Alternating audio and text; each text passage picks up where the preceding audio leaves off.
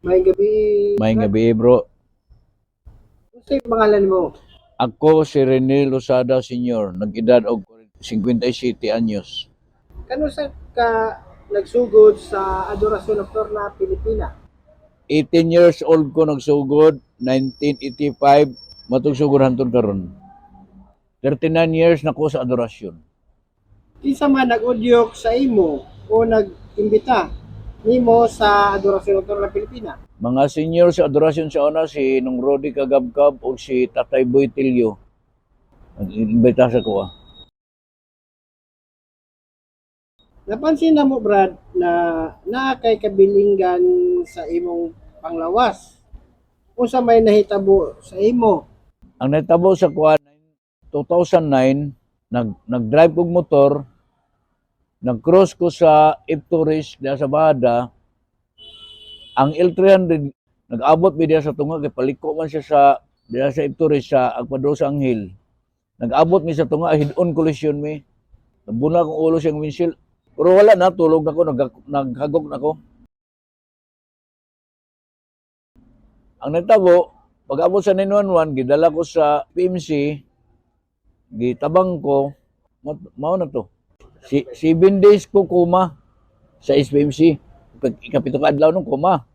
Pag ikaw alo gistorya na kumama nga kinanglan abrihan ang akong right brain kay ang finding sa doktor traumatic brain injury classified as stroke. Kaya nibuto mang ugas akong utak, right brain.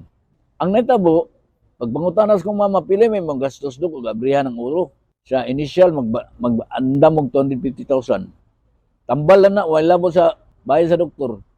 So, mahal mga kaidok.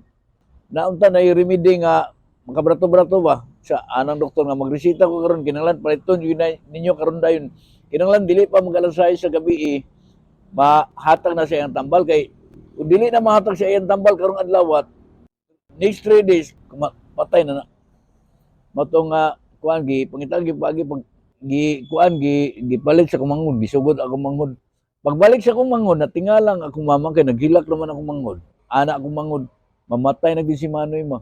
Di na to na makayan tambal mo kay tag 5,000 ang bayal. 5 ka bayal. Anak ko mama, mangita tag paagi nga ma-produce na to na within this day. Na-produce good.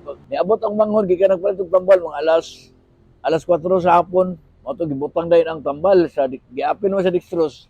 Asa mo ipik na mga 3 days. Pagka 3 days gid alaw no 50 kadlawon, gikatikir man ko nang gawas ang dugo. Mo to gipijing ang doktor, gipatanaw ko gi-evaluate. Anak ang doktor nga manang dili pa ko makakonclude nga buhi imong anak ha. I-CT scan na to usab siya mga alas 10 sa buntag. Baon na to na siya sa ICU. Gikuha ko sa ICU, pag CT scan, pag gawa sa resulta, giingnan sa doktor nga akong mama nga, tibay gini mga anak mo nang, sa adurin mo na siya. Sa nag-servisyo simban, adurin raw. Na nag-CT scan, gawa sa resulta, niingon man ang doktor nga, mabuhi na siya pero paralyzed ni. Tulog adlaw, nakamata ko. Pero kuan nga kanang abnormal ang lihok sa kamot. Kay maglambot body man kung paralyzed. Niabot ang punto nga desisyon na nako doktor nga pwede na ko papaulyon sa balay. So sinitabo si mong ulo, wala na ako dayon og opera. Wala man dadayon og opera kay naihi man ang kong dugo. Paggawas lagi sa examination sa doktor, kini 0-0 na mong gyud. Limpyo na mong gyud ang dugo, ang ulo. Wala na may blood clot. Miracle. Milagro, maingon ta milagro. Anak pa ganing doktor nga, imong anak manang milagruhan pag sa Ginoo, mabuhi pag siya. Ingon sa kong mama, adurir mo guna siya. Kulamia, giday ning dadan kaglawas, dugo ni Kristo no. Lamig kay ba? Mato nga, gimingaw na po sa adorasyon at that time. Antod karon, maski naani ako sitwasyon, moador gid ko. Maski naglisod kong lakaw, basta na lang ko'y pamiliti, maadto yung assumption, ug asa ko paduron. Although there is assumption, napon ko schedule dire regular gina, weekly, every Wednesday, gina, mag-ador yung ko, alas 11 antod, ako yung magtao sa Blessed Sacrament. Anak ka, kalami, mag-atubang kas Ginoo ang grasya nga nagihatag niya diha. Sabay na ko si mga anong bilib magay ka sa Adorasyon Nocturna Pilipina. sa akong experience, nalab ginako ang pag-adlubang sa Blessed Sacrament kay sa Ginoo.